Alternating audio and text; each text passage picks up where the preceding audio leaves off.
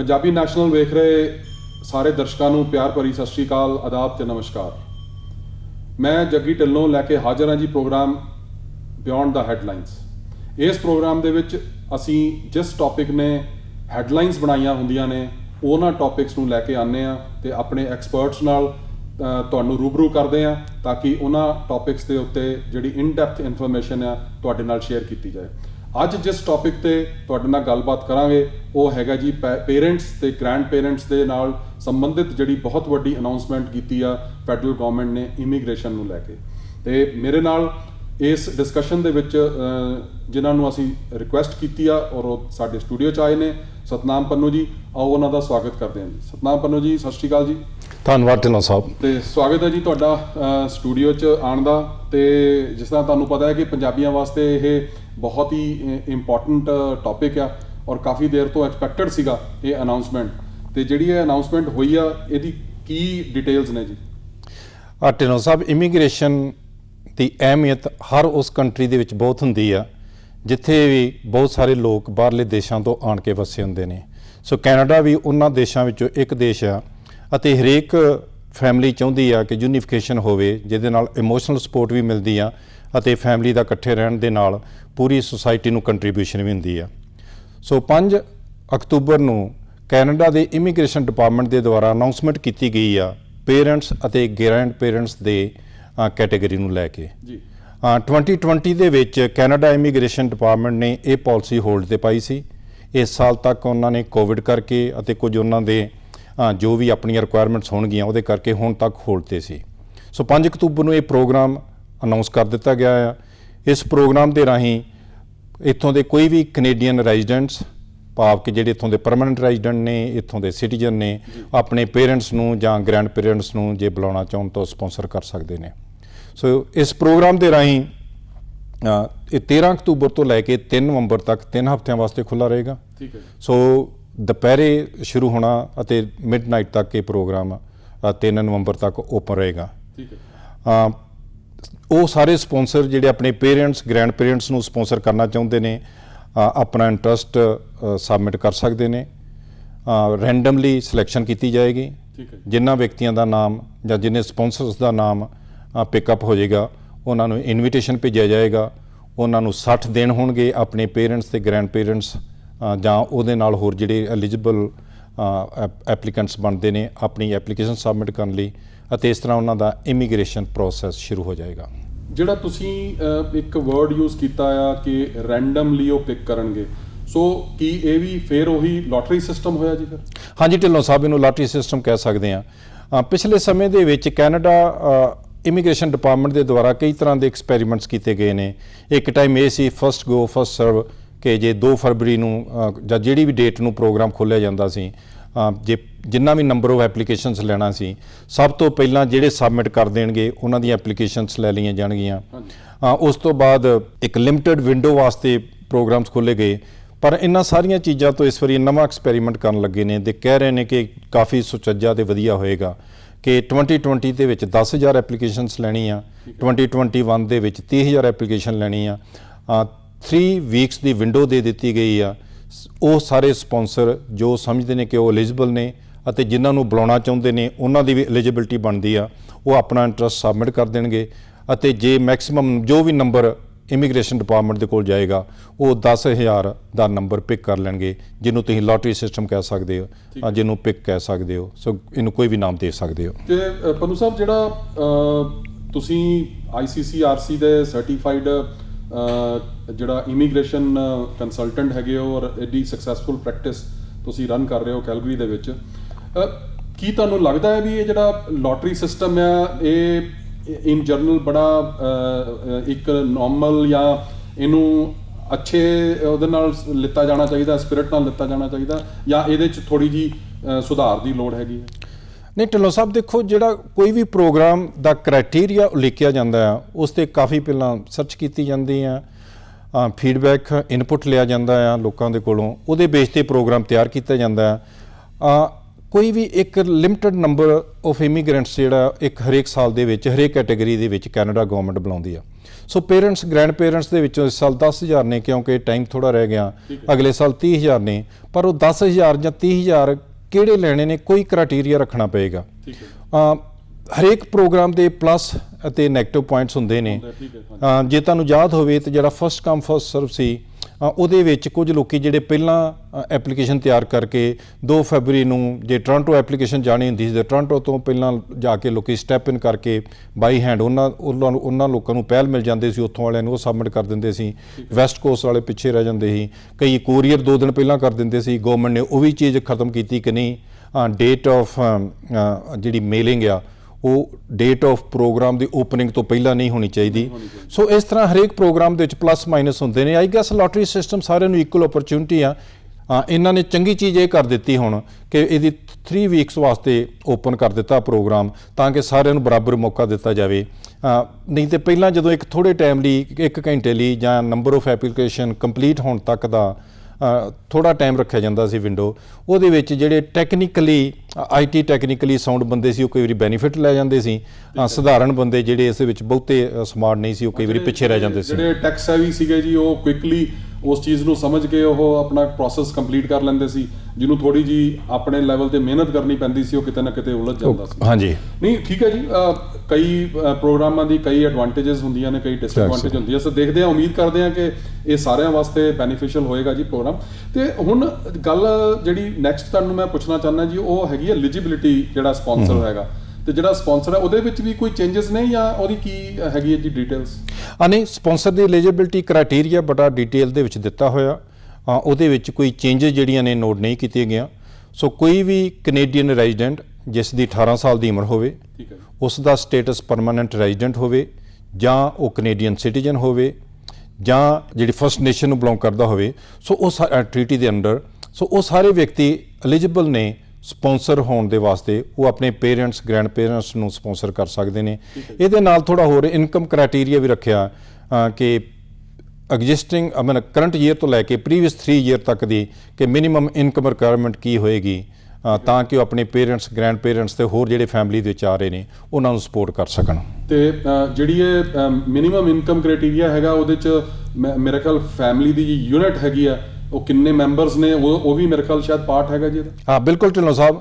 ਸੋ minimum required income ਦਾ criteria ਇਹੀ ਹੈ ਕਿ ਇੱਕ ਫੈਮਿਲੀ ਦੇ ਵਿੱਚ ਕਿੰਨੇ ਮੈਂਬਰ ਨੇ, 2 ਮੈਂਬਰ, 3 ਮੈਂਬਰ, 4 ਮੈਂਬਰ, 6, 7। ਸੋ ਉਹਦੇ ਬੇਸ ਤੇ ਡਾਲਰ ਨੰਬਰ ਦਿੱਤਾ ਹੋਇਆ। ਤੇ ਹੁਣ ਇਹਦੇ ਬਾਰੇ ਵੀ ਥੋੜਾ ਜਿਹਾ ਚਾਨਣਾ ਪਾਓ ਜੀ ਕਿ ਕਿਹਨਾਂ ਨੂੰ ਅਸੀਂ ਇਸ ਪ੍ਰੋਗਰਾਮ ਦੇ ਅੰਡਰ ਅਗਰ ਕੋਈ ਬੁਲਾਉਣਾ ਚਾਹਵੇ ਤੇ ਬੁਲਾ ਸਕਦਾ। ਸੋ ਪੇਰੈਂਟਸ ਗ੍ਰੈਂਡ ਪੇਰੈਂਟਸ ਕੈਟੇਗਰੀ ਦੇ ਵਿੱਚ ਤੁਸੀਂ ਆਪਣੇ ਬਾਇਓਲੋਜੀਕਲ ਪੇਰੈਂਟਸ ਬੁਲਾ ਸਕਦੇ ਹੋ, ਗ੍ਰੈਂਡ ਪੇਰੈਂਟਸ ਬੁਲਾ ਸਕਦੇ ਹੋ, ਉਹਨਾਂ ਦੇ ਡਿਪੈਂਡੈਂਟ ਚਾਈਲਡ ਬੁਲਾ ਸਕਦੇ ਹੋ। ਸੋ ਡਿਪੈਂਡੈਂਟ ਚਾਈਲਡ ਦੇ ਵਿੱਚ ਫਿਰ ਡੀਟੇਲਡ ਕੈਟੇਗਰੀ ਆ 22 ਈਅਰਸ ਉਮਰ ਔਰ ਜਾਂ ਉਸ ਤੋਂ ਘੱਟ ਹੋਵੇ, ਅਨਮੈਰਿਡ ਹੋਵੇ, ਜਾਂ ਜੇ 22 ਈਅਰ ਤੋਂ ਅਬਵ ਆ ਤਾਂ ਉਹ ਫਾਈਨੈਂਸ਼ੀਅਲੀ ਡਿਪੈਂਡੇਬਲ।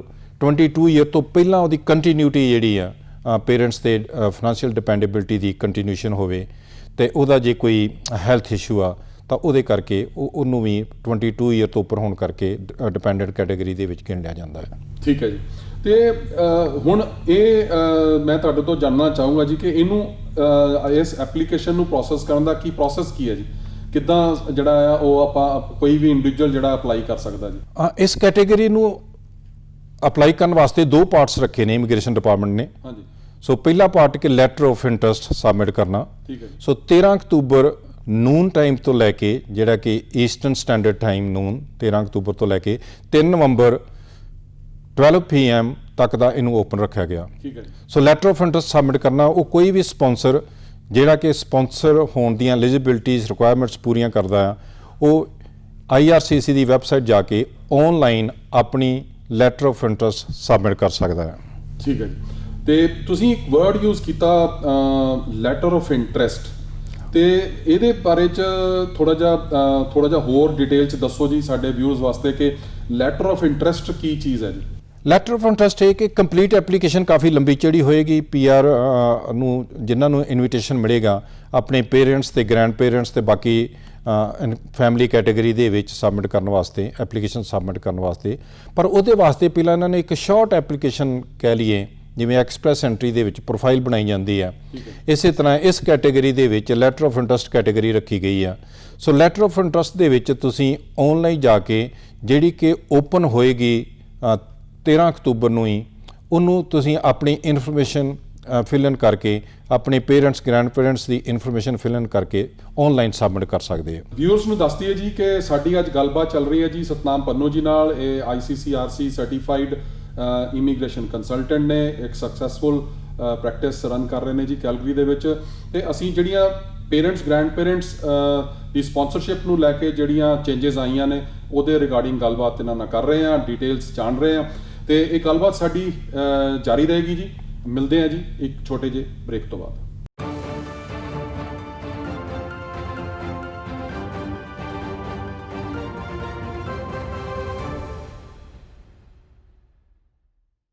ਇੱਕ ਵਾਰ ਫਿਰ ਸਵਾਗਤ ਕਰਦਾ ਜੀ ਤੁਹਾਡਾ ਮੈਂ ਇਸ ਪ੍ਰੋਗਰਾਮ ਦੇ ਵਿੱਚ, ਜਿਹਦੇ ਵਿੱਚ ਸਾਡੀ ਗੱਲਬਾਤ ਸਤਨਾਮ ਪੰਨੂ ਜੀ ਨਾਲ ਚੱਲ ਰਹੀ ਆ।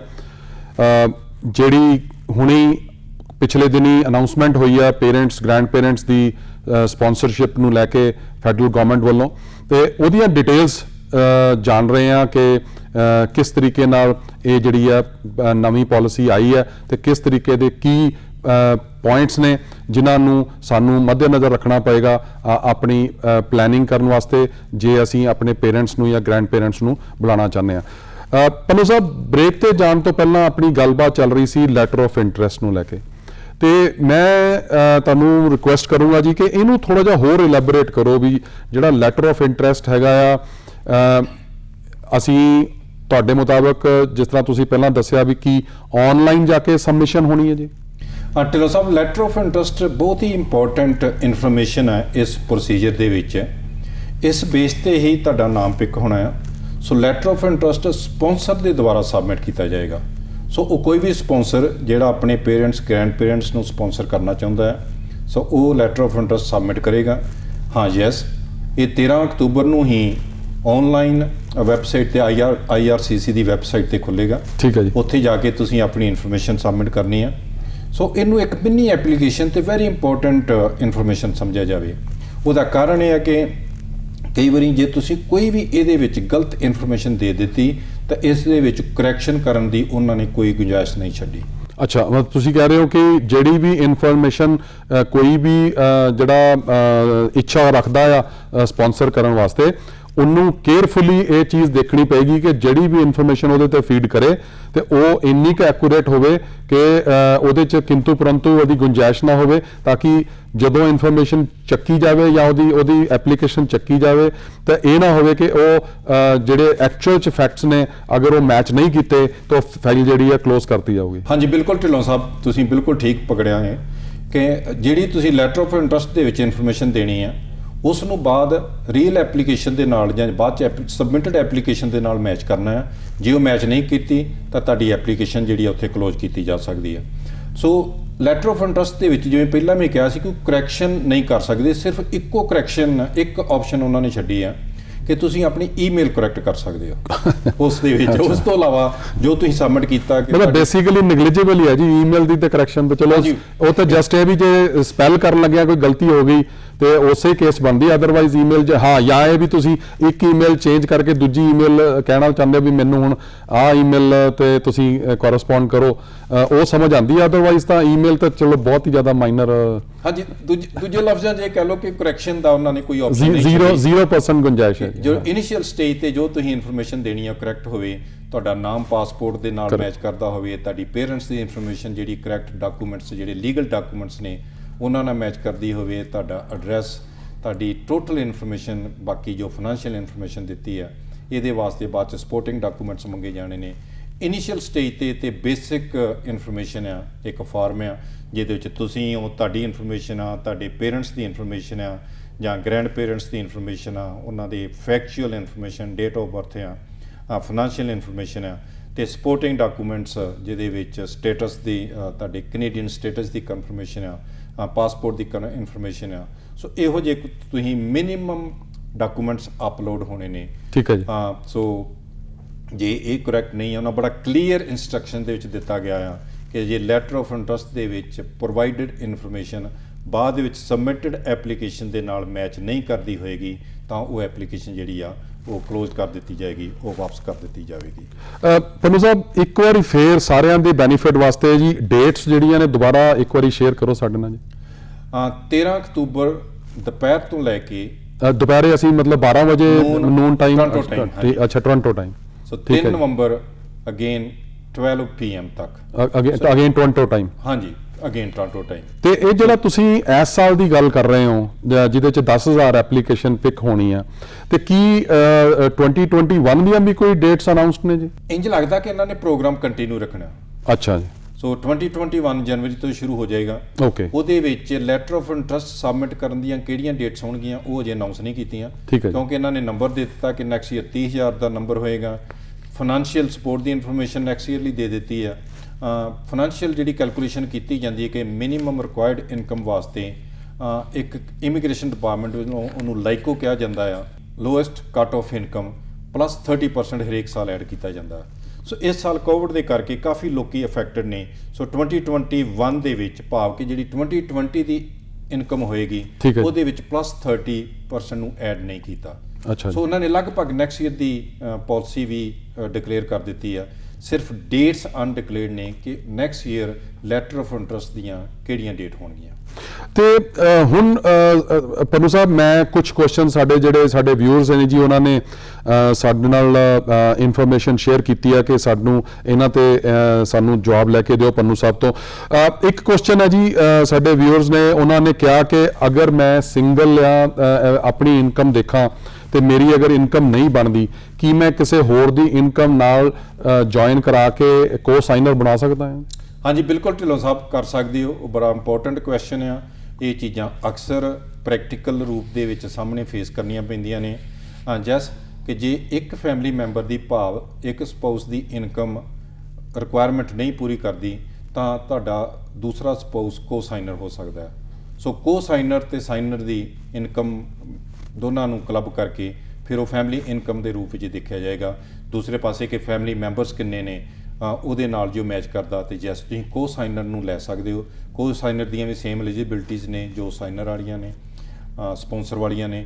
ਕੋ ਸਾਈਨਰ ਦੀਆਂ ਵੀ ਸੇਮ ਰਿਸਪੌਂਸਿਬਿਲਟੀਜ਼ ਨੇ ਜੋ ਸਪਾਂਸਰ ਵਾਲੀਆਂ ਨੇ, ਸੇਮ ਲਾਇਬਿਲਟੀਜ਼ ਨੇ ਜੋ ਸਪਾਂਸਰ ਵਾਲੀਆਂ ਨੇ। ਤੇ ਪੰਨੂ ਸਾਹਿਬ, ਹੁਣ ਇੱਕ ਕੁਐਸਚਨ ਨਾਲ ਹੀ ਇਹਦੇ ਨਾਲ ਹੋਰ ਲਿੰਕ ਹੋ ਕੇ ਬਣਦਾ ਆ ਕਿ ਅਸੀਂ ਕਹਿੰਦੇ ਆ ਕਿ ਸਪਾਊਸ ਦੀ ਇਨਕਮ ਜਿਹੜੀ ਹੈਗੀ ਹੈ ਤੁਸੀਂ ਉਹ ਐਡ ਆਨ ਕਰ ਸਕਦੇ ਹੋ, ਜਾਂ ਦੂਜੇ ਲਫ਼ਜ਼ਾਂ ਦੇ ਵਿੱਚ ਤੁਹਾਡਾ ਸਪਾਊਸ ਜਿਹੜਾ ਆ ਉਹ ਕੋ ਸਾਈਨਰ ਹੋ ਸਕਦਾ।